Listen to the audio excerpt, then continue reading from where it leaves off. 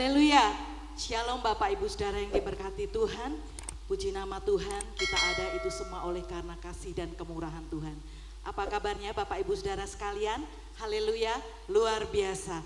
Saya yakin, saya percaya kita semua dalam keadaan sehat dan diberkati Tuhan. Baik itu berkat jasmani ataupun berkat rohani, mari kita sama-sama ucapkan syukur kepada Tuhan karena Allah kita adalah Allah yang baik dan telah memelihara hidup kita. Mari pada saat ini kita akan angkat hati kita, angkat suara kita, kita mau sama-sama agungkan Dia, kita mau sembah Dia, karena Dia adalah Allah yang luar biasa. Haleluya, sungguh besar kasih setia-Mu Tuhan. Haleluya, terima kasih Tuhan. Engkau Allah yang sudah memelihara hidup kami. Kami bersyukur Tuhan.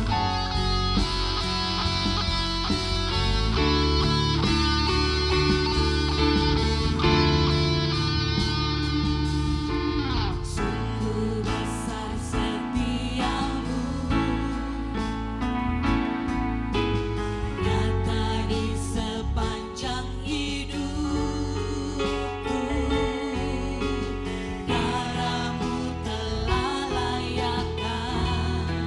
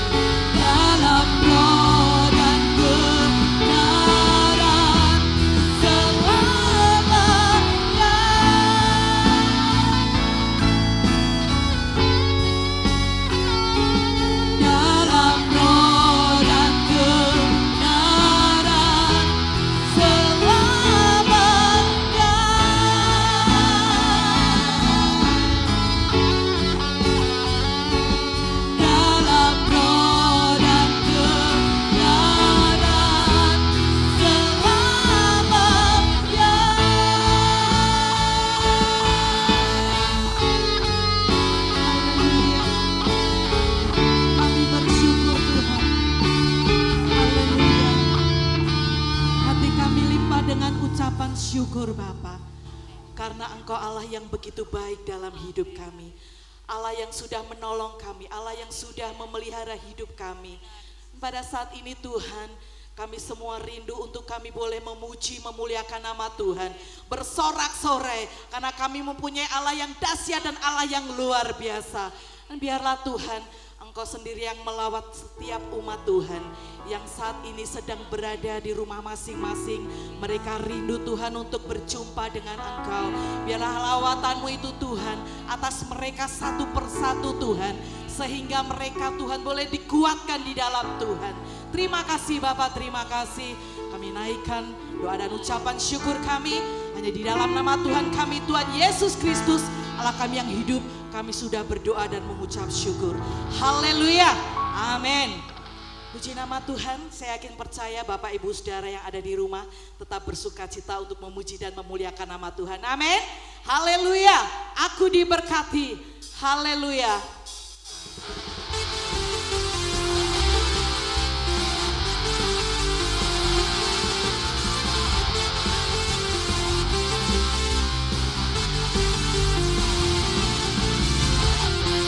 Kasih setiamu nyata bagiku,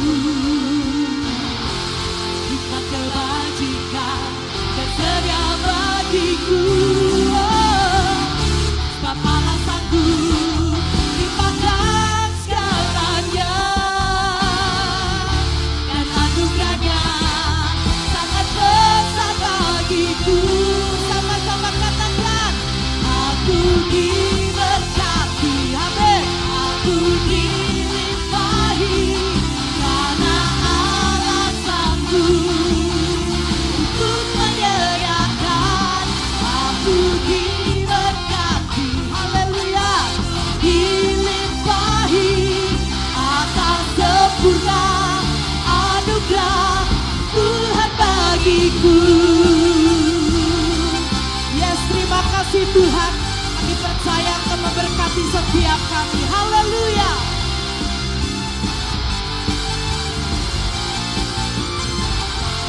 Kasih setiamu nyata bagiku, amin. Hikmat kebajikan dan setia bagiku. Sama-sama kita katakan, Allah sanggup limpahkan segalanya, haleluya, dan anugerahnya sangat besar bagiku. Sama-sama katakan, aku diberkati, haleluya, dilimpahi karena Allah sanggup untuk menyediakan. Aku diberkati, aku dilimpahi atas sempurna anugerah Tuhan bagiku. Haleluya, terima kasih Tuhan. Engkau Allah yang sudah memelihara kami Tuhan. Kami percaya berkat-Mu turun atas kami. Haleluya. Haleluya, terima kasih Engkau Allah yang dahsyat, Engkau Allah yang luar biasa. Haleluya. Sama-sama katakan, Bapa Allah sanggup limpahkan segalanya, dan anugerahnya sangat besar bagiku. Sebab Allah sanggup, sebab Allah sanggup limpahkan segalanya, dan anugerahnya sangat besar bagiku. Haleluya. Aku diberkati, aku dilimpahi karena Allah sanggup untuk menyediakan.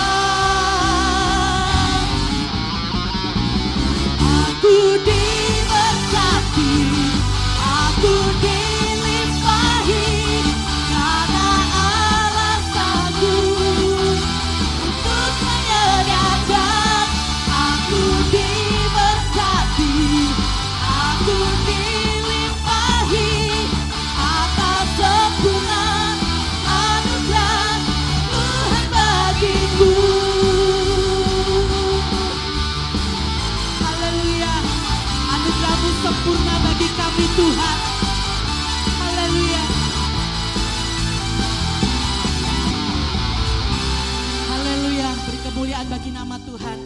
Haleluya. Bapak Ibu Saudara bersukacita.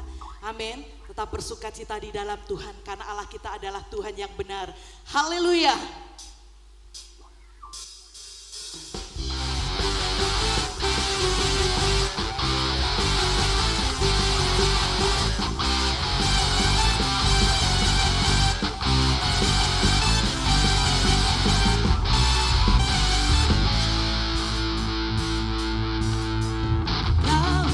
Gunung batuku dan kau, kota bentengku, tak akan ku takut.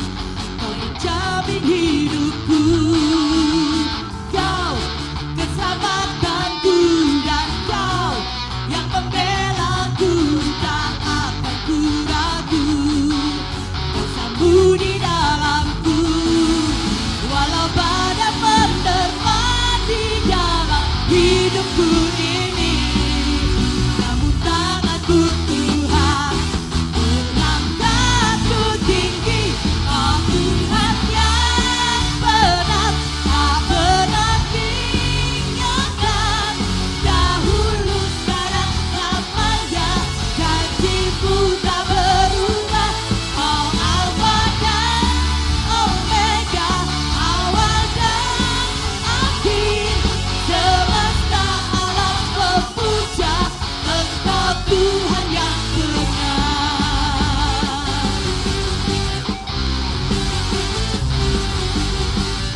Haleluya, terima kasih Tuhan.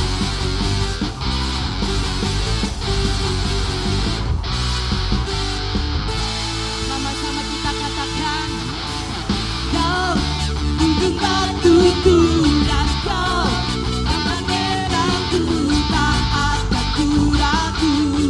Kau menjamin hidupku, Kau keselamatanku, dan Kau yang membelaku, tak akan ku takut. Kuasa-Mu di dalamku, walau badai menerpa di dalam hidupku ini, namun tangan-Mu Tuhan, amin, mengangkatku tinggi. Kau Tuhan yang benar, tak pernah tinggalkan. Dahulu, sekarang, selamanya, janji-Mu tak berubah. Oh Alfa dan Omega, awal dan akhir. Semesta alam memuja Engkau Tuhan yang benar.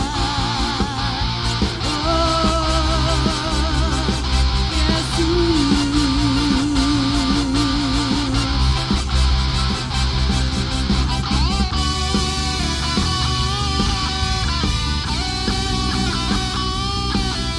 Haleluya, Engkau kekuatan kami Tuhan, gunung batu kami. Haleluya.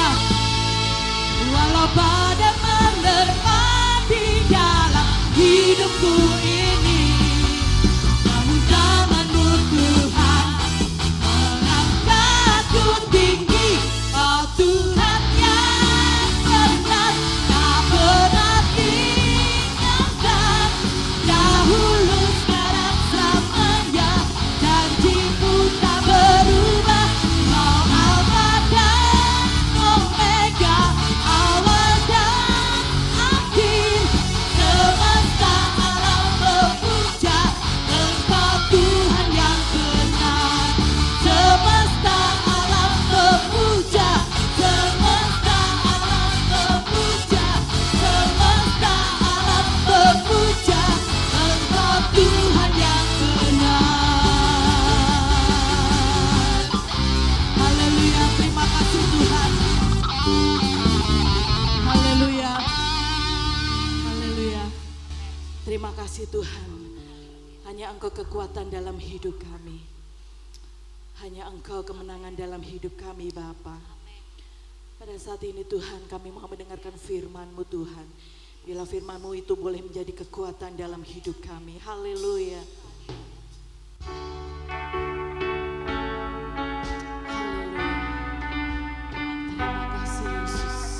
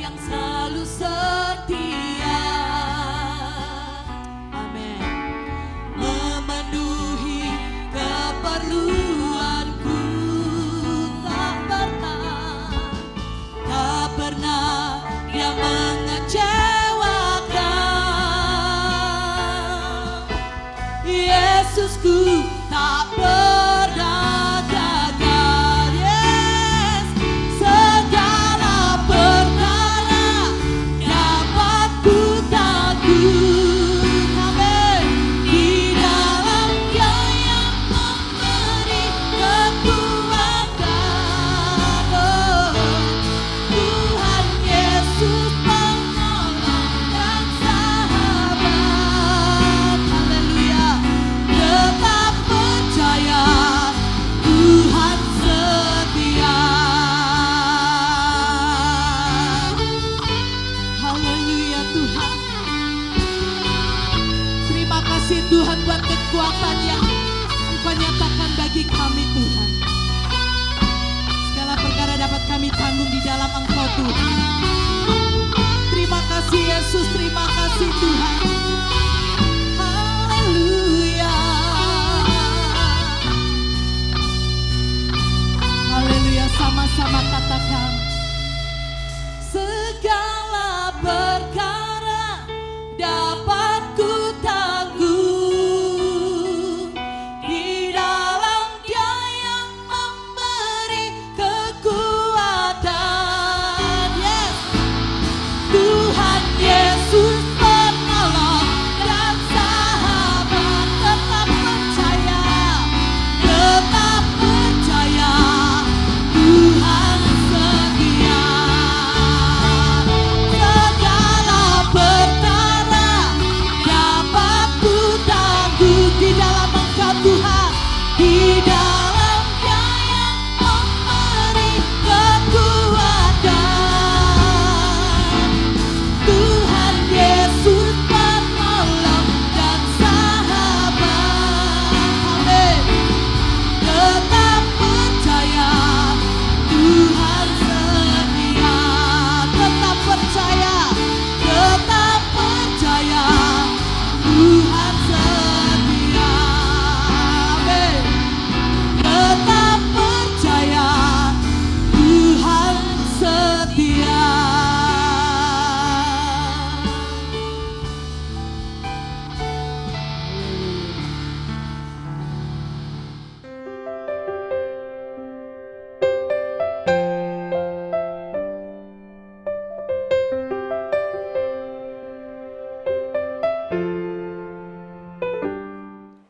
Puji Tuhan, saudara yang dikasihi oleh Tuhan Yesus. Tiba saatnya sebelum kita mendengarkan kebenaran firman Tuhan, mari kita akan mulai dengan berdoa terlebih dahulu. Maha besar Allah Bapa kami yang bertahta di dalam kerajaan surga yang mulia, demi nama Tuhan kami Yesus Kristus Juru Selamat kami yang hidup, Engkaulah Tuhan sesembahan kami, Juru Selamat dan penebus dosa kami. Engkau pula yang memegang segala masa depan kami. Engkau yang senantiasa memulai segala sesuatu dengan baik, yang kemudian akan melanjutkan dan menyempurnakan. Bahwa sesungguhnya Allah turut bekerja sama dalam segala hal untuk mendatangkan kebaikan bagi setiap kami orang yang mengasihi Tuhan, yang dipanggil sesuai rencana Allah. Pada saat ini Bapa, kami umat ketebusan-Mu kembali datang menghampiri hadirat Tuhan, seraya menaikkan puji syukur dan terima kasih buat kasih karunia anugerah kemurahan Tuhan, pemeliharaan, penyertaan, penjagaan, dan perlindungan Tuhan Yesus atas nyawa hidup kami, sehingga memungkinkan kami masih hidup sampai hari ini, sekalipun kami dikelilingi dengan virus corona yang sangat menakutkan, di mana ada banyak korban berjatuhan. Tapi kami percaya, kami biji mata Tuhan. Tuhan jaga, lindungi, pelihara, bungkus kami dengan darah Tuhan, sampai corona itu usai meninggalkan dunia ini, sehingga kami boleh kembali berada dalam suasana yang bebas, di mana kami merdeka, dapat beribadah di rumah Tuhan, bahkan dapat beraktivitas dimanapun berada. Untuk itu Bapa, di masa-masa yang sulit ini, kami membutuhkan firman Tuhan. Karena firman-Mu itu pelita bagi kaki kami dan terang bagi jalan hidup kami. Dengan firman Allah kami dapat kekuatan, dapat penghiburan, dapat pengharapan, sehingga menjauhkan kami dari keputusasaan, khawatir, bahkan cemas dan takut. Untuk itu mari Bapa, terlebih dahulu ampuni dosa kami, sucikan dengan darah-Mu segala pemberontakan kami, sehingga kami menjadi umat Tuhan yang kudus, layak berkenan, sehingga kami boleh layak untuk diberkati Tuhan. Kalau sebentar firman-Mu akan ditaburkan, mari karuniakan pada setiap kami tanah hati yang lembut, supaya setiap benih firman yang ditaburkan boleh masuk, tertanam, bertumbuh, berakar, bahkan berbuah-buah. Urapi hamba-Mu dengan pengurapan yang khusus dari tempat yang maha tinggi. Lengkapi hamba-Mu dengan hikmat, marifat, bahkan roh pewahyuan dari Tuhan. Bukakanlah dan sikapkanlah rahasia kebenaran firman-Mu. Berfirmanlah ya Tuhan kepada kami, sebab kami sudah siap untuk mendengarkannya. Di dalam nama Tuhan Yesus kami sambut kebenaran sabda-Mu. Haleluya, amin.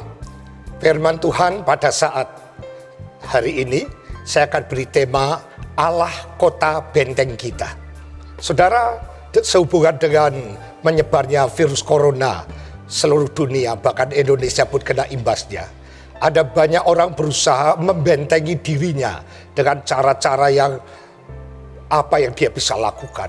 Dengan memakai masker, dengan berusaha untuk cuci tangan setiap saat, bahkan menjaga jarak. Dia harapkan itu menjadi benteng sehingga virus itu tidak menyerang. Tapi sekali lagi saudara, benteng yang dibangun manusia itu tidak sekokoh dengan benteng yang dimiliki oleh Allah. Saudara, dalam setiap kerajaan itu selalu ada benteng yang dibangun untuk mengelilingi kota maupun wilayah kerajaan tersebut. Saudara, benteng itu dibangun tujuannya untuk menjadikan suatu tempat pelindungan. Apabila ada serangan musuh, maka benteng itu akan menjadi kekuatan untuk menghadang musuh untuk menyerang. Dan benteng itu biasanya dibangun dengan tinggi dan dengan tembok yang tebal. Nah saudara, firman Tuhan yang akan kita baca tertulis dalam Mazmur pasalnya yang ke-46, saudara, ayat 1 sampai ayat 12, di mana pemazmur terutama Daud banyak sekali menggambarkan Allah itu sebagai benteng kehidupan umatnya. Dan pemazmur mengungkapkan bagaimana Allah itu menjadi perlindungan dan kekuatan bagi setiap umatnya.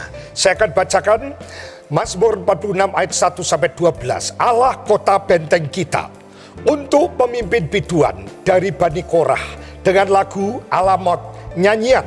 Allah itu bagi kita tempat perlindungan dan kekuatan. Sebagai penolong dalam kesesakan sangat terbukti. Sebab itu kita tidak akan takut sekalipun bumi berubah, sekalipun gunung-gunung goncang di dalam laut, sekalipun ribut dan berbuih airnya, sekalipun gunung-gunung goyang oleh geloranya. Kota Allah kediaman yang maha tinggi, disukakan oleh aliran-aliran sebuah sungai. Allah ada di dalamnya, kota itu tidak akan goncang. Allah akan menolongnya menjelang pagi. Bangsa-bangsa ribut, kerajaan-kerajaan goncang. Ia memperdengarkan suaranya dan bumi pun hancur. Tuhan semesta alam menyertai kita. Kota benteng kita ialah Allah Yakub. Pergilah, pandanglah pekerjaan Tuhan yang mengadakan pemusnahan di bumi, yang menghentikan peperangan sampai ke ujung bumi, yang mematahkan busur panah, menumpulkan tombak, membakar kereta-kereta perang dengan api. Diamlah dan ketahuilah bahwa akulah Allah. Aku ditinggikan di antara bangsa-bangsa, ditinggikan di bumi. Tuhan semesta alam menyertai kita. Kota benteng kita ialah Allah Yakub. Puji Tuhan, saudara yang dikasihi Tuhan. Bagaimana kita bisa memahami bahwa Allah itu adalah kota benteng dalam kehidupan kita, saudara?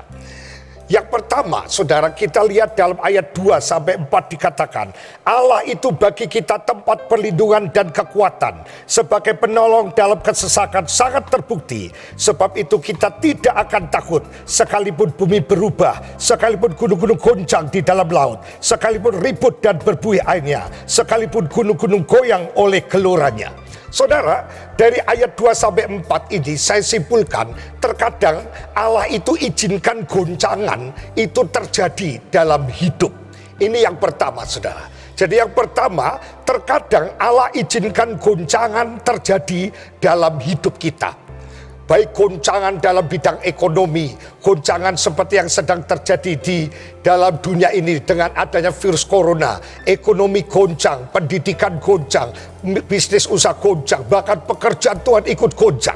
Saudara, Jadi dalam ayat 2-4 diungkapkan, Allah itu bagi kita tempat perlindungan dan kekuatan. Sebagai penolong dalam kesesakan sangat terbukti. Sebab itu kita tidak akan takut. Sekalipun bumi berubah, sekalipun gunung-gunung goncang di dalam laut, sekalipun ribut dan berbuih airnya, sekalipun gunung-gunung goyang oleh gelorannya. Saudara, orang yang memiliki iman kepada Allah di dalam Tuhan Yesus, itu bukan berarti hidupnya akan terbebas dari segala macam goncangan.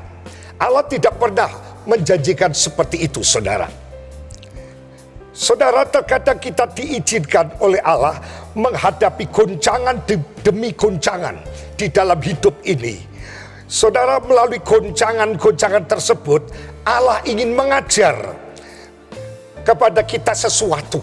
Jadi ada pelajaran di dalam goncangan yang Tuhan izinkan terjadi dalam kehidupan kita. Dia ingin menyatakan kuasanya yang dahsyat dalam kehidupan kita. Jadi saudara, kegoncangan itu adalah merupakan cara Allah untuk mendemonstrasikan kuasanya kepada kita, membuktikan.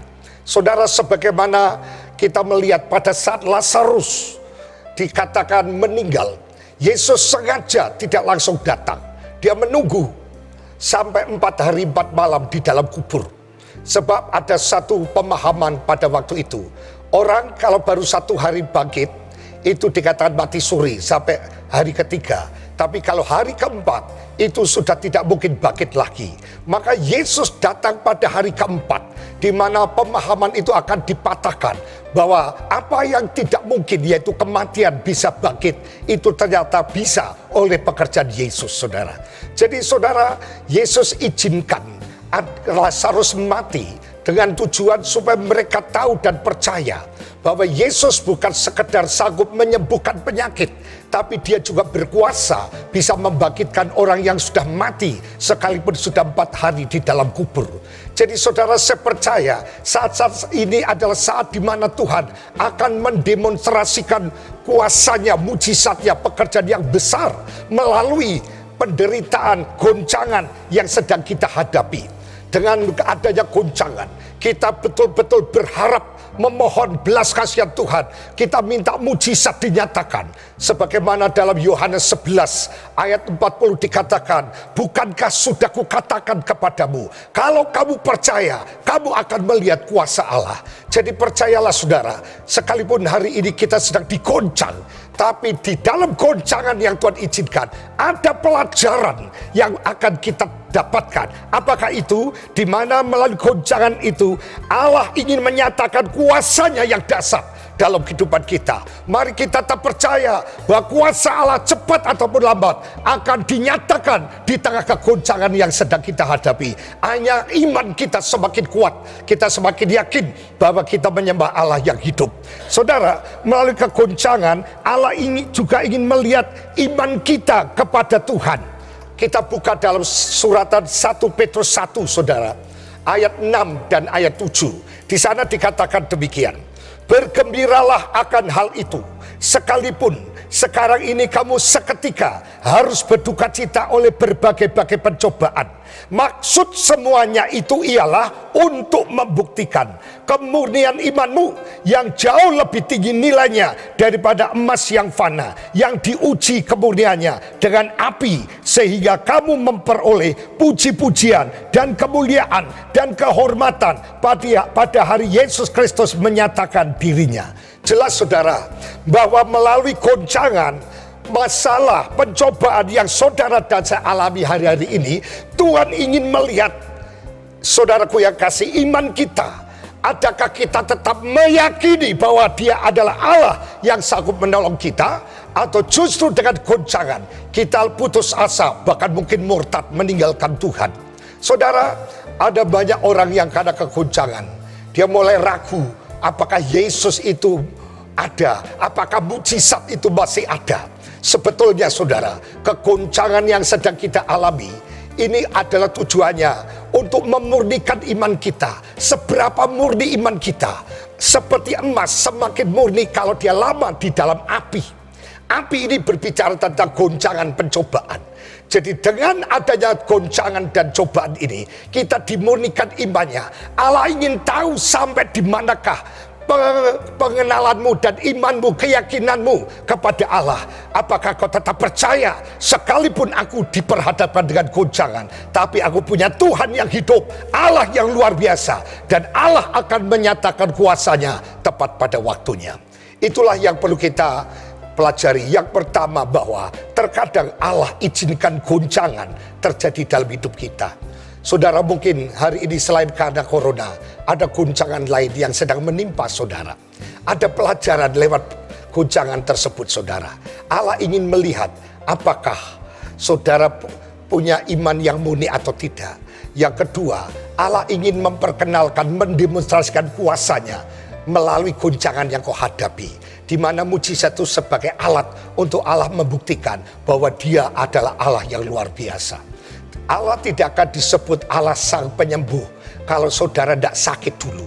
Dan mungkin sakitnya tidak hanya sekedar sakit. Sakit mungkin dokter yang sudah angkat tangan.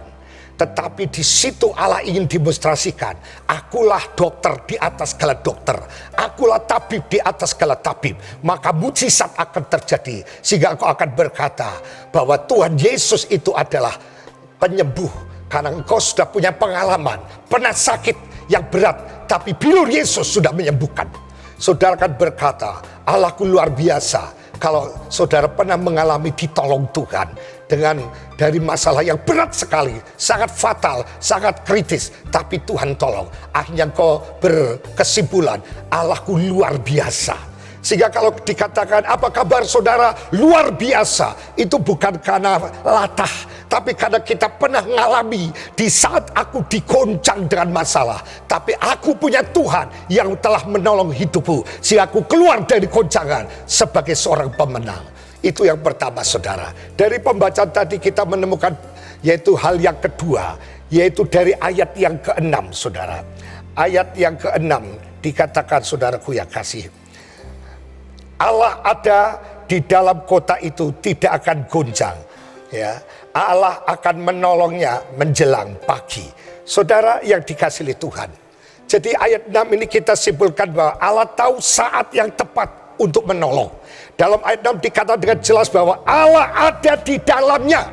Kota itu tidak akan goncang. Allah akan menolongnya menjelang pagi. Saudara, pemazmur ingin menekankan bahwa ketika Allah ada di dalamnya, maka perlindungan dan kekuatan sempurna itu ada juga di sana. Demikian pula dalam kehidupan kita, saat saudara dan saya mengizinkan Allah hadir di dalam hidup kita, maka kita tidak perlu takut atas segala goncangan yang ada pada kita. Tadi dikatakan bahwa Allah ada di dalamnya, kota itu tidak akan goncang. Allah akan menolong menjelang pagi. Jadi kalau Allah hadir, maka saudara, kuasa Allah yang sempurna juga ikut di dalamnya. Sehingga kita tidak akan pernah takut. Karena apa? Hidup kita tidak ikut tergoncang. Goncangan ada, tapi kita tidak tergoncang. Karena Allah hadir, Allah ada di dalam diri kita. Dan Tuhan akan menolong saudara, dikatakan menjelang pagi. Saudara, Allah menolongnya menjelang pagi. Mengapa saudara menjelang pagi? Mengapa tidak tengah malam? Mengapa tidak sore? Atau mengapa tidak siang, saudara? Pemazmur ini mengungkapkan bahwa Allah itu punya otoritas terhadap waktu. Dan Allah juga tahu kapan saat terbaik untuk menolong. Saudara, pertolongan Allah itu tidak akan pernah terlambat. Meskipun seringkali menurut kita dikatakan terlambat. Dalam beberapa bagian firman Tuhan, kita juga dapat melihat, saudara, bahwa Tuhan tahu saat terbaik untuk menolong. Allah tahu kapan waktu terbaik untuk membangkitkan Lazarus. Dalam Yohanes 11 itu, saudara, Lazarus dibangkitkan. Dia tahu kenapa pada hari keempat pemahaman yang selama ini ada itu dipatahkan. Karena kalau sudah hari keempat itu sudah bukan mati suri lagi, itu mati sungguhan dan sudah membusuk. Makanya Tuhan datang pada saat itu karena ada tujuan membangkitkan Lazarus bukan hanya membuat orang mati hidup, tapi kebangkitannya berdampak. Sehingga kalau kita lihat melalui kebangkitan Lazarus, banyak orang Yahudi yang percaya kepada Tuhan Yesus. Karena melihat yang tidak mungkin menjadi mungkin. Orang Marta berkata, Tuhan, seandainya engkau 4 hari yang lalu datang, tentu saudaraku tidak akan meninggal. Maria pun demikian. Yesus katakan, saudaramu akan hidup, akan bangkit. Saya tahu, tapi itu akan terjadi di akhir zaman. Yesus berkata dalam Yohanes 11 ayat 25, akulah kebangkitan dan hidup. Barang siapa yang percaya kepadaku, dia akan hidup sekalipun ia sudah mati. Maka kita melihat di situ, saudara, Maria dan Marta yang tadinya tidak percaya bahwa Lazarus akan bangkit sekarang, dia percaya besok akhir zaman. Tapi waktu itu dia melihat kakaknya yang sudah 4 hari 4 malam dalam kubur keluar dalam keadaan hidup. Dari situ, saudara, dia semakin yakin Yesus bukan hanya penyembuh saja, tapi dia juga berkuasa membangkitkan orang yang sudah mati sekalipun. Saudara yang dikasihi Tuhan, jadi kadang-kala kita merasa, kenapa Tuhan terlambat? Tidak, saudara. Tuhan tidak pernah terlambat. Allah akan menjadikan segala sesuatunya itu indah pada waktunya. Karena pertolongan Tuhan tidak hanya sekedar untuk saudara saja, tapi akan berdampak oleh sekian banyak orang menyaksikan mujizat yang kau alami. Oleh sebab itu, kalau saudara merasa sudah capek, sudah lelah, sudah sekian lama berdoa, tapi sepertinya Tuhan tidak jawab-jawab. Bukan tidak dijawab, belum, saudara. Belum. Nanti akan dijawab Tuhan. Karena Tuhan punya planning, dia punya otoritas soal waktu. Kita tidak bisa memaksa Tuhan cepat-cepat, tidak bisa. Tapi Allah tentu akan menolong tepat waktunya, tidak pernah terlambat. Kita ingat, saudara, Yesus tahu kapan menolong Petrus, saudara. Kalau kita lihat coba dalam Injil Matius, saudaraku yang kasih, dalam Injil Matius pasalnya yang ke-14, ayatnya yang ke-31. Di situ dikatakan demikian. Segera Yesus mengulurkan tangannya, memegang dia dan berkata, hei orang yang kurang percaya, mengapa kau bimbang? Saudara, terlambat sedikit Yesus mengulurkan tangannya, Petrus sudah tenggelam hanyut dan pasti sudah mati. Tapi tepat waktunya, tangan Tuhan terulur memegang tangan Petrus, dia diangkat sehingga dia selamat. Saudara yang dikasihi Tuhan, Tuhan tidak pernah terlambat. Terlambat 1 detik pun Petrus sudah mati, saudara. Tapi pertolongan Tuhan tepat. Pada waktu tangannya tinggal berapa senti mungkin dipegang Yesus, sehingga tidak tenggelam dan tidak hanyut. Mungkin kau sudah seperti Petrus yang sudah kelelep, seperti sudah tidak bisa bernafas, seolah-olah sudah tidak lama lagi mati saya. Harapan saya mati. Tidak ada harapan lagi. Tapi percayalah, saudara, saat kita mengangkat tangan, Tuhan akan turun tangan. Mengangkat tangan terhadap sudah nyerah, tidak kuat lagi. Di saat itu Tuhan akan turun tangan. Saatnya akan kau lihat tangan Tuhan akan terulur memegang saudara. Engkau diangkat sehingga tidak perlu tenggelam, tidak perlu hanyut, tidak perlu mati. Saudara akan dipulihkan kembali. Puji Tuhan, Yesus juga tahu kapan satu menolong perempuan Kanaan yang anaknya kerasukan setan, saudara. Pada waktu itu dia berseru, ya Yesus anak Daud, kasihanilah anakku. Anakku perempuan dirasuki setan dan hampir mati. Tapi Yesus diam saja. Perempuan itu terus berteriak, Yesus tolong anak kami. Kemudian Yesus berhenti, dia berkata, maaf ya, aku datang khusus untuk domba-domba Israel yang tersesat. Kamu bukan orang Israel, jangan minta sama saya, minta sama yang lain. Saudara, sepertinya tidak ada harapan. Yesus sudah membatasi diri khusus untuk orang Israel. Tapi dia tidak putus asa. Yesus tolonglah kami. Yesus berhentilah katakan, maaf, tidak baik roti yang kusediakan untuk anak, tapi kulebarkan kepada anjing. Ini satu perkataan yang mematikan pengharapan. Saya bukan saja tidak ada harapan, tapi saya dikatakan anjing. Dia wanita yang sering berjalan dengan perasaan. Harusnya dia sakit hati, dia bisa mutung, dia bisa berkata saya antipati dengan Yesus. Tapi dia tetap berkata, benar aku anjing, tapi bukankah anjing boleh makan remah-remah yang jatuh dari meja tuannya? Di situ Yesus lihat ibu ini luar biasa dan dia berkata, ibu, imanmu besar, pulang, anakmu sudah sembuh. Waktu dia pulang, dia melihat anaknya sembuh. Ditanya jam berapa, disebutkan jam seperti itu. Dicocokkan persis saat Yesus berkata, "Ibu, imanmu besar, pulanglah, anakmu sudah sembuh." Saudara yang dikasihi Tuhan, sepertinya Tuhan diam mendengar jeritan tangismu selama ini. Saudara, sepertinya tidak ada respon apa-apa. Keadaan tidak berubah, bahkan tambah menyakitkan lagi. Seperti wanita itu sangat disakiti. Karena apa? Saya hanya diutus untuk orang Israel yang hilang, bukan untuk kamu. Tetapi dia tetap masih punya pengharapan. Tolonglah kami. Bahkan ini lebih parah lagi. Tidak baik roti yang harus untuknya, untuk anak disediakan, tapi dilempar ke anjing. Ini sesuatu yang betul-betul meruntuhkan harapan. Tapi perempuan ini tetap yakin bahwa Yesus itu pasti menolong. Dan akhirnya dia berkata, "Benar Tuhan, bukankah anjing pun boleh makan remah-remahnya?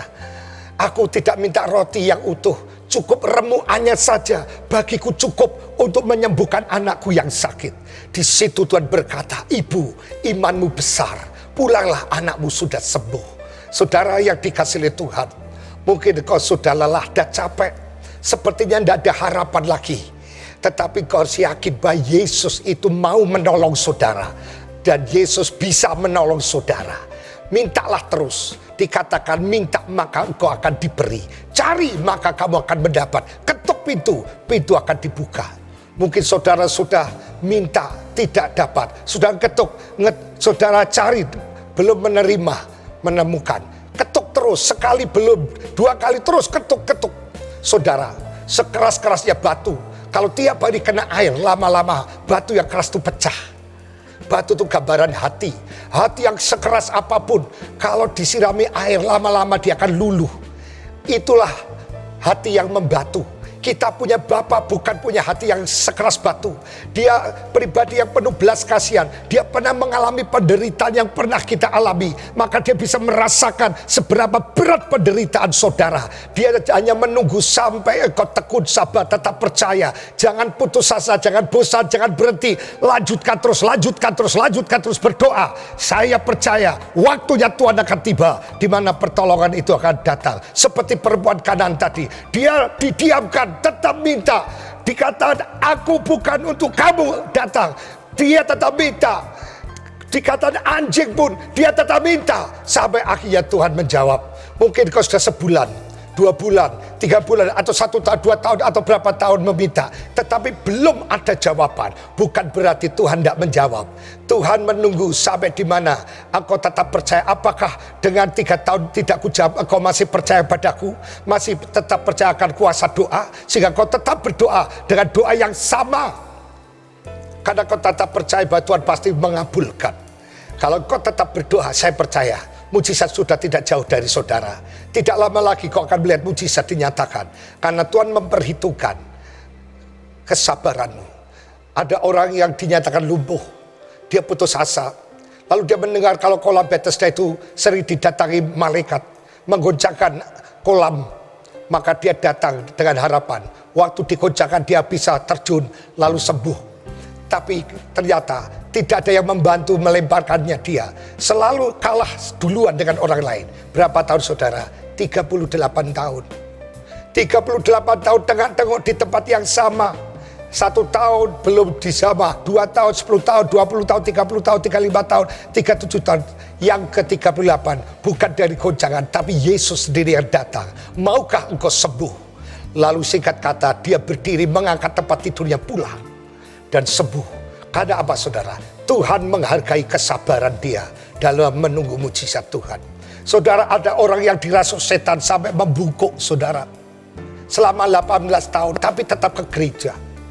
Saudara, banyak orang yang mengalami masalah langsung tidak pernah ke gereja. Kalau ditanya kenapa Bapak Ibu saudara ke gereja, saya ada masalah. Sudahlah, saya jangan dibesuk dulu. Nanti kalau saya sudah ditolong saya akan datang sendiri. Baru masalah kecil sudah tidak datang ke gereja. Ini 18 tahun bermasalah. Lalu Yesus datang, dia tumpangi tangan, langsung tegak kembali. Dia sembuh. Ada orang yang sakit 12 tahun lalayan darah. Dia tetap berusaha mencari kesembuhan. Lalu dia mendengar ada Yesus. Dia berusaha berjuang. Saya percaya memang ada satu peraturan. Pertama dia wanita. Wanita tidak boleh mendatangi pria. Itu suatu hukum yang melarangnya. Apalagi di Yahudi sangat keras agamanya. Saudara yang dikasihi oleh Tuhan. Yang kedua, dia punya penyakit yang najis. Tetapi secara manusia itu menghalangi mengapa dia. Tapi semangatnya dia tidak kendor. Dia mau merayap dengan satu komitmen. Asalkan ku jamah ujung jubahnya, aku sembuh. Dengan merayap, dengan susah payah, hanya dia bisa menjamah jubah Yesus. Yesus berkata, siapa yang menjamah jubahku? Petrus berkata, semua orang menjamah. Tidak, yang ini takal dia menjamah jubahku. Dari tubuhku keluar tenaga dan kekuatan. Hanya perempuan itu berkata, akulah yang melakukannya. Kenapa kau lakukan itu padaku? Aku kena penyakit lalian darah 12 tahun. Aku sudah kemana-mana tapi tidak sembuh. Penyakitku tambah parah, hartaku habis. Lalu aku dengar tentang engkau. Aku beriman, aku tidak usah ketemu karena tidak mungkin. Maka aku punya satu tekad. Asal ku pegang jubahnya, aku sembuh. Aku pegang itu juga, lalu aku mengalami kesembuhan. Ibu, imanmu besar, pulanglah. Imanmu telah menyelamatkan engkau. Seketika itu juga pendarahannya berhenti. Saudara yang dikasihi oleh Tuhan, kita harus belajar dari peristiwa ini, di mana Allah tahu saat yang tepat untuk menolongnya. Maka dari jangan putus asa, jangan berhenti karena saudara merasa ada bosan, saudara lelah. Allah percuma. Doa-doa ke gereja, toh nasibku tidak berubah, aku tetap miskin, doaku tidak dijawab. Mulai hari ini saudara mulai males sama Tuhan. Kalau bicara soal gereja, wah dengan sinis mukamu, apa gereja? Hari ini saya katakan kembali saudara, kembali berdoa, kembali beriman. Sudah tidak lama lagi mujizat akan dinyatakan dalam hidupmu. Penantianmu akan berakhir, di mana Tuhan akan lihatkan, demonstrasikan mujizatnya. Yang ketiga saudara, ayat 11 kita lihat dari Mazmur pasal yang ke-46 dikatakan, diamlah dan ketahuilah bahwa akulah Allah, aku ditinggikan di antara bangsa-bangsa, ditinggikan di bumi. Saudara, yang ketiga, diamlah. Saudara, kata diamlah dapat juga diartikan jadilah tenang, atau singkirkan, atau alihkan tanganmu. Saudara, melalui bagian ini pemazmur ingin menekankan untuk kita mengizinkan Allah itu menyelesaikan masalah kita dengan caranya Tuhan. Dengan caranya saudara. Biarkanlah Allah menolong kita dengan caranya, bukan kita menolong Allah dengan cara kita. Saudara, seringkali ketika kita diperhadapkan pada sebuah masalah, kita berkecambuk dengan berbagai pemikiran kita, cara-cara kita menyelesaikan masalah tersebut. Tetapi kita lupa bahwa Allah menghendaki saudara dan saya diam, untuk diam sejenak dan menyerahkan sepenuhnya kepada Allah. Saudara, kalau ada orang tenggelam, kalau dia mau dibantu, kalau yang bantu langsung nyikap megang, maka yang tenggelam itu berusaha punya pegangan yang kuat, dia akan nyikap. Sehingga katakanlah kalau nyikap lehernya, yang mau nolong walau daisa ambekan, hanya dua-duanya mati. Biasanya saudara, orang yang tenggelam kalau mau ditolong, yang tenggelam itu ditampar dulu kalau perlu sampai pingsan. Sehingga dengan pingsan, yang nolong dengan mudah akan mengangkat dia, sehingga dia tidak ikut mati tenggelam. Saudara, banyak kali kita ini berpikir akan menolong Tuhan. Oh, mungkin untuk mendapatkan anak, saya harus menikahi pembantu saya namanya Hagar. Betul saudara, hamil dan punya anak Ismail. Tapi Tuhan marah selama 12-13 tahun. Tuhan tidak mau bicara sama Abraham. Tuhan marah. Dia anggap bahwa Tuhan tidak bisa. Kenapa? Dia anggap terlalu lama. Mungkin saya perlu bantu Tuhan ini. Sehingga ada banyak trik-trik kita, tujuannya membantu mempercepat perwujudan mujizat Tuhan. Tapi Tuhan berkata, diam, izinkan aku menyelesaikan masalahmu dengan caraku. Saudara, izinkan cara Tuhan yang menyelesaikan masalah saudara. Jangan ada keterlibatan saudara dengan akal-akal bulut saudara, dengan politik, dengan trik. Kita pikir itu digabungkan bisa lebih dasar. Tidak saudara, semakin kita bergerak, semakin kita banyak gerak, Tuhan semakin tidak mau nolong kita. Coba kita diam. Firman Tuhan katakan, orang yang menanti-nantikan Tuhan akan diberi kekuatan baru. Dia laksana burung rajawali yang terbang tinggi. Kenapa saudara? Sepertinya Tuhan kau segera tidak tolong. Karena Tuhan melihat saudara, bicara bahasanya agak sedikit kasar, saudara keroncalan. Tahu keroncalan saudara, gerak terus. Allah sulit nolong saudara. Wah, dengan cara-cara yang saudara pikir, oh ini dasar, ini bisa ini. Karena saudara pengen cepat kaya, cepat dapat uang, cepat sukses, cepat dijawab, cepat sembuh. Saudara, akhirnya kita dengan cara-cara kita, justru semakin engkau banyak bergerak, Tuhan akan diam. Tuhan tunggu sampai engkau berkata, Tuhan, aku menyerah. Biarlah engkau yang sekarang bekerja. Saat itu Tuhan akan bertindak. Izinkan Tuhan menyelesaikan masalahmu dengan caranya Tuhan. Jangan coba-coba ingin membantu Tuhan. Tuhan tidak perlu dibantu, dia mampu. Tidak usah dibantu, berdiam diri saja. Firman Tuhan kata dalam Yohanes, di dalam Keluaran 14 ayat 14. Allah akan berperang ganti kita dan kita diam saja. Dalam Mazmur dikatakan, saudaraku yang kasih, Allah memberikan berkatnya kepada anak-anaknya yang sedang tidur. Tidur itu bukan berarti orang yang suka tidur ngorok diberkati, bukan. Dia menyerah sama Tuhan.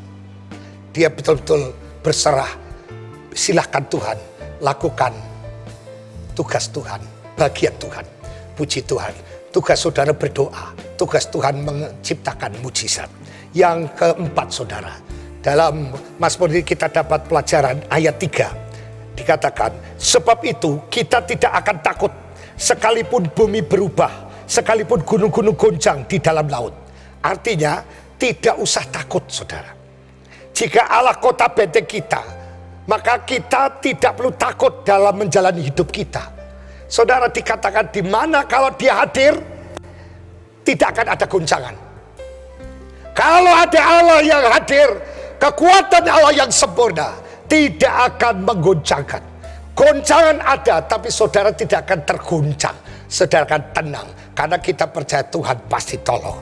Saudara, dalam Matius 14, saudara, dalam Injil Matius pasal 14, ayatnya saudara yang ke-27, dikatakan demikian saudara. Tetapi segera Yesus berkata pada mereka, tenanglah, aku ini, jangan takut. Saudara, ketika murid-murid takut karena diombang-ambingkan oleh angin sakal, jawaban Yesus sungguh luar biasa.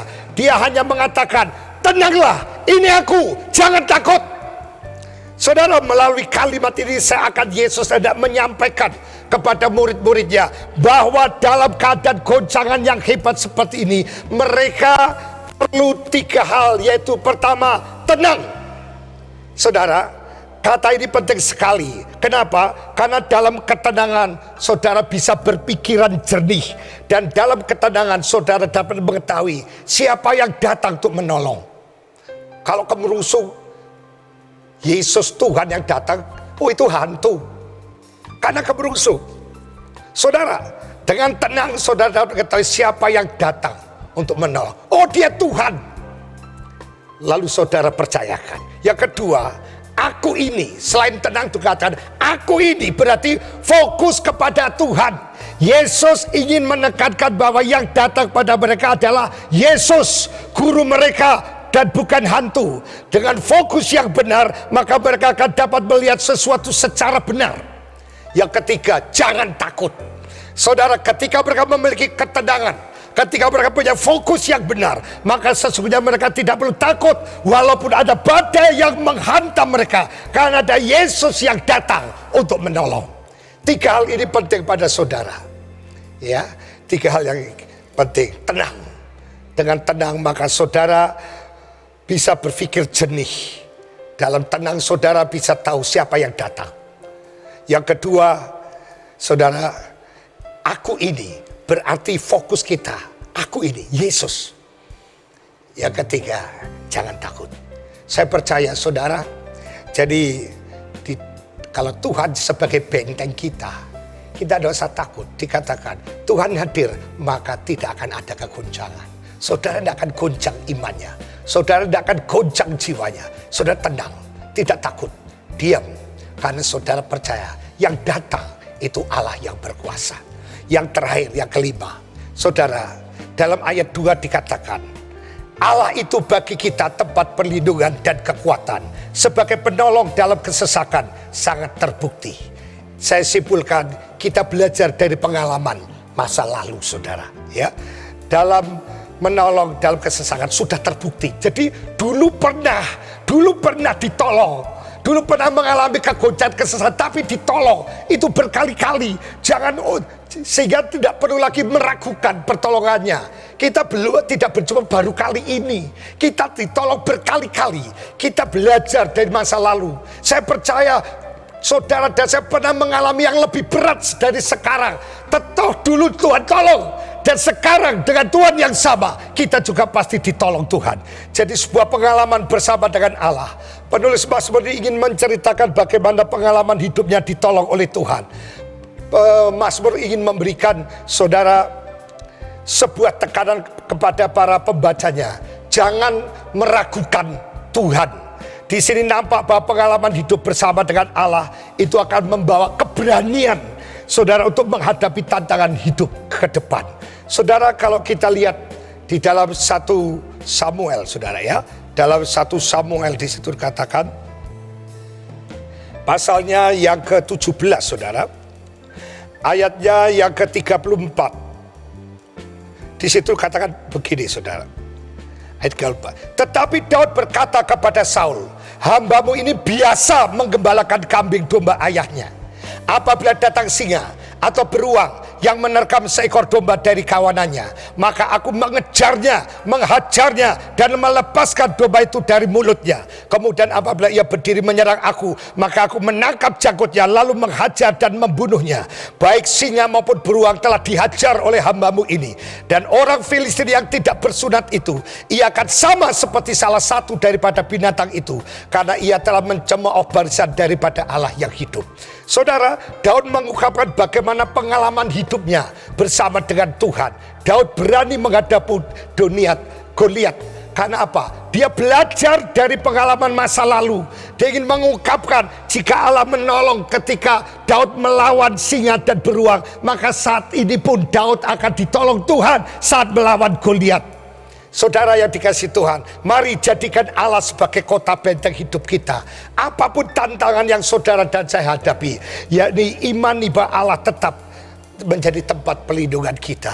Puji Tuhan, saudara, firman Tuhan pada saat ini boleh memberkati kita, bahwa kalau kita jadikan Allah kota benteng kita harus sadar, terkadang Allah izinkan goncangan terjadi dalam hidup kita. Tujuannya supaya apa? Supaya Allah ingin memperlihatkan kuasanya pada kita, sehingga kita semakin diyakini oleh Tuhan yang kita sembah. Saudara, jadi dia ingin saudaraku meyakinkan kita bahwa dia adalah Allah yang sanggup menolong kita. Yang kedua, goncangan Tuhan izinkan untuk memurnikan iman kita, supaya kita didapati satu iman yang murni, sehingga dikatakan tadi di dalam firman Tuhan bahwa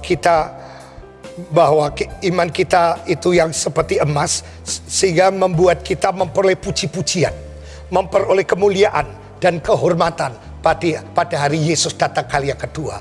Jadi waktu Yesus datang kali yang kedua menjumpai saudara, maka saudara menerima puji-pujian, kemuliaan dan penghormatan, karena Tuhan menemukan iman yang murni setelah keluar lewat api ujian. Jadi saudara, jangan salahkan Tuhan, jangan salahkan keadaan. Ada rencana Allah di balik pencobaan goncangan yang kau hadapi, supaya engkau mengalami sendiri mujizat itu lewat masalah yang kau hadapi. Yang kedua, semua imanmu dimurnikan.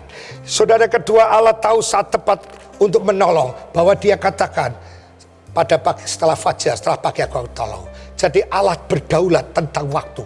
Jadi Allah tidak benar terlambat dan terlalu cepat. Percayalah saudara, jerilahmu tidak sia-sia, doamu tidak sia-sia. Suatu saat waktunya Allah, kairosnya Tuhan ketiba, di mana engkau akan melihat pertolongan Tuhan. Yang ketiga, Tuhan mengajar kita diam. Jangan terlalu kita bereaksi banyak, seolah-olah kita mau membantu Tuhan. Jangan, izinkan Tuhan menyelesaikan masalahmu dengan caranya Tuhan. Yang keempat, tidak usah takut. Tidak usah takut. Ada 3 hal yang Tuhan ajarkan kepada kita, peristiwa murid-murid Tuhan yang melihat Yesus berjalan di atas air dikatakan hantu. Yang pertama, tenang. Kenapa? Dengan tenang saudara bisa berpikiran jernih. Dengan tenang saudara tahu siapa yang mendatangi. Itu bukan hantu, itu Tuhan. Yang kedua, Tuhan katakan, aku ini. Berarti kita harus fokus kepada Tuhan Yesus. Dia Allah yang berkuasa. Bagi dia tidak ada yang mustahil. Yang ketiga, jangan takut. Yang terakhir, saudara, kita belajar dari pengalaman masa lalu. Saudara, bahwa tidak baru kali ini kita mengalami goncangan. Sudah berkali-kali. Tapi Tuhan selalu tolong. Kalau dulu Tuhan tolong, sekarang pun Tuhan pasti tolong. Coba kita sabar. Waktunya Tuhan akan tiba. Kiranya firman Tuhan, saya tidak panjang lebarkan, tetap semangat, percayalah Tuhan akan menolong kita. Jadikanlah dia bentengnya, hadirkan. Di saat dia hadir, guncangan tidak akan terjadi. Saudara akan tenang, karena di mana ada Yesus, semuanya akan di backup oleh Tuhan. Tuhan Yesus memberkati.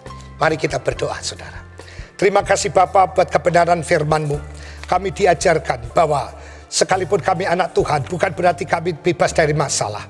Tapi masalah itu baik karena Tuhan ingin menunjukkan, mendemonstrasikan kuasanya kepada kami. Supaya kami mengenal Engkau bukan kata orang karena membaca, tapi karena pengalaman pribadi. Yang kedua, kami dimurnikan iman kami. Supaya kami mendapatkan pujian, hormat dan kemuliaan pada hari kedatangan Tuhan. Tuhan juga ingin mengetahui kepada kami mengetahui tentang Engkau Tuhan, bahwa Engkau punya waktu, punya kairos. Engkau berdaulat soal waktu. Kami tidak bisa memaksa kehendak kami supaya Tuhan nuruti kami. Tapi pertolongan Tuhan selalu tepat pada waktunya. Supaya kami juga diam. Supaya kami tidak banyak reaksi. Kami menyerahkan, mengizinkan Tuhan menyelesaikan masalah kami dengan caranya Tuhan. Dan kami juga tidak perlu takut.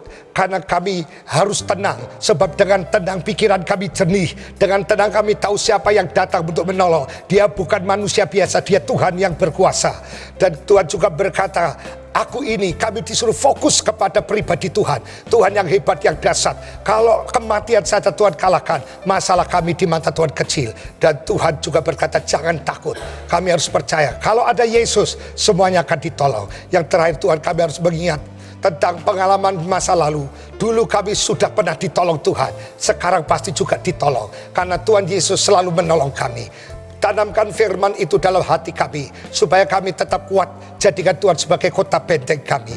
Kalau pada hari ini kami melihat ada banyak umat-Mu, jemaat-Mu yang sedang goncang, yang sedang lemah, yang sedang sakit, sedang putus asa, sedang takut. Mari saudara, engkau angkat tangan-Mu. Engkau percaya bahwa Yesus menolong-Mu. Tuhan lawati dia. Jamah dia dengan tangan-Mu yang berlubang paku. Kalau ada yang sakit, Tuhan tumpangkan tangan. Segala penyakit disembuhkan oleh Tuhan Yesus. Dalam nama Yesus, bilur Tuhan menyembuhkan. Sehingga engkau sembuh total. Yang lemah dapat kekuatan. Yang susah dapat penghiburan. Yang putus asa dapat pengharapan baru. Engkau juga memberkati mata pencarian usaha pekerjaan anak-Mu. Apapun yang dipegang kerjaan dibuat Tuhan berhasil. Promosikan dan orbitkan anak-Mu sebagai kepala bukan ekor. Yang terus naik bukan turun. Tuhan juga berkati kesehatannya. Tidak ada tubuh jemaat Tuhan dan hamba Tuhan yang kena penyakit, kena pisau meja operasi. Bahkan tidak ada yang terkapar di ruang ICU. Tidak ada yang mengalami kecelakaan, pemerasan, intimidasi, bahkan ketakutan. Semuanya diberkati Tuhan. Kami berdoa Tuhan bagi para medis, para dokter yang di garis depan. Pagari mereka bungkus dengan kuasa-Mu, supaya mereka tidak kena, tidak sakit, bahkan tidak meninggal. Semuanya ditolong Tuhan. Bahkan yang terkapar Tuhan sembuhkan, sehingga semua sembuh. Kami berdoa dengan bersama-sama jemaat Tuhan. Kami kutuki, kami matikan, kami layukan, kami keringkan, kami cabut seakar-akar virus corona. Dalam nama Yesus, keluar, pergi dari dunia ini, mati dan tidak berkeliaran lagi. Semuanya boleh mengalami pemulihan. Ekonomi Indonesia dipulihkan. Berkati pimpinan negara kami, Bapak Presiden dengan para menterinya. Berikan kesabaran, kekuatan, kesehatan. Berikan hikmat supaya bisa mengatasi semua dengan hikmat yang daripada Tuhan. Terima kasih Bapak, terima kasih Tuhan. Kami percaya Kau mendengar seruan doa permohonan kami. Untuk itu kami akan terima berkat-Mu. Sekarang saudaraku yang kekasih, terimalah berkat rahmat sejahtera dari Allah Bapa, kasih sayang dari Sang Putra, serta persekutuannya di dalam Roh Kudus. Kiranya akan turun tinggal dan menyertai kita hari ini, besok, sampai selamanya. Dalam nama Tuhan Yesus kami sudah berdoa dan ucap syukur. Haleluya. Amin.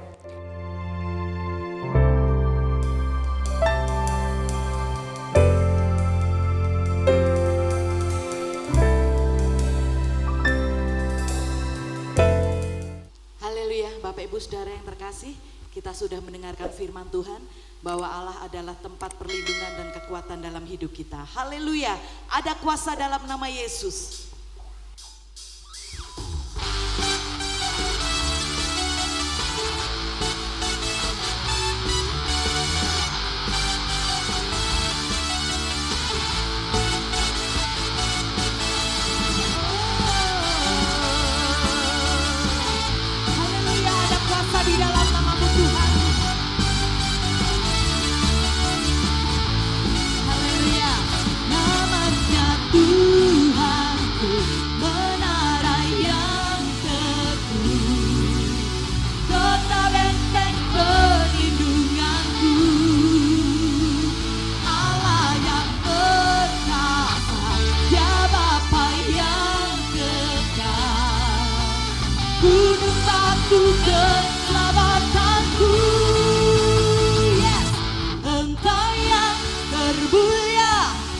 bumi di surga, termasyur perkasa selamanya. Engkau yang berkuasa di dalam segala, ada kuasa dalam nama Yesus. Haleluya, terima kasih Tuhan. Ada kuasa di dalam namamu Yesus. Haleluya. Namanya Tuhan itu menara yang teguh, kota benteng perlindunganku. Dialah yang perkasa, dialah yang perkasa, ya Bapa yang kekal, gunung batu keselamatanku. Engkau yang termulia di bumi di surga, termasyur perkasa selamanya. Engkau yang berkuasa di dalam segala, ada kuasa dalam nama Yesusku. Yes, ada kuasa di dalam nama Yesus. Amin. Haleluya. Haleluya. Terima kasih Tuhan. Sama-sama katakan, nama di atas segala